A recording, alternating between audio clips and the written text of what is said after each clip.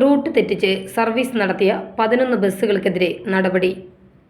ഇരിങ്ങാലക്കുട, തൃപ്രയാർ മേഖലകളിൽ നിന്നും പുറപ്പെട്ട് തൃശൂർ കുറുപ്പം റോഡ് വഴി സ്വരാജ് റൗണ്ടിൽ പ്രവേശിച്ച് ശക്തൻ സ്റ്റാൻഡിലേക്ക് എത്തേണ്ട ബസ്സുകൾ യാത്രക്കാരെ മെട്രോ ഹോസ്പിറ്റലിൽ മുൻവശം ഇറക്കിവിട്ട് സ്വരാജ് ഗ്രൗണ്ടിൽ പ്രവേശിക്കാതെ ശക്തൻ സ്റ്റാൻഡിലേക്ക് പോകുന്നുണ്ടെന്ന് കണ്ടതിനെ തുടർന്ന് തൃശൂർ RTO എൻഫോഴ്സ്മെന്റ് വിഭാഗം മോട്ടോർ വെഹിക്കിൾ ഇൻസ്പെക്ടർ PV ബിജുവിന്റെ നേതൃത്വത്തിൽ നടത്തിയ പരിശോധനയിൽ റൂട്ട് തെറ്റിച്ച് സർവീസ് നടത്തിയ 11 ബസ്സുകൾക്കെതിരെ നടപടിയെടുത്തു. മൊത്തം 1,04,000 രൂപ പിഴ ഈടാക്കി. തൃശൂർ റൗണ്ടിലേക്ക് പോകേണ്ട ബസ്സുകൾ യാത്രക്കാരെ വഴിയിൽ ഇറക്കിവിടുന്ന രീതി തുടർന്നാൽ ബസ്സുകളുടെ പെർമിറ്റുകൾ റദ്ദ് ചെയ്യുന്ന നടപടികൾ എടുക്കുമെന്ന് MVI PV ബിജു പറഞ്ഞു.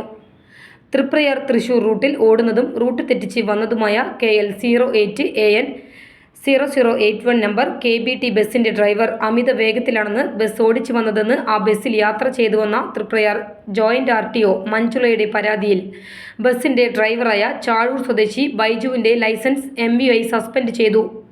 പരിശോധനയിൽ assistant motor vehicle inspector Aneesh VR, driver Manikandan PG എന്നിവരും പങ്കെടുത്തു.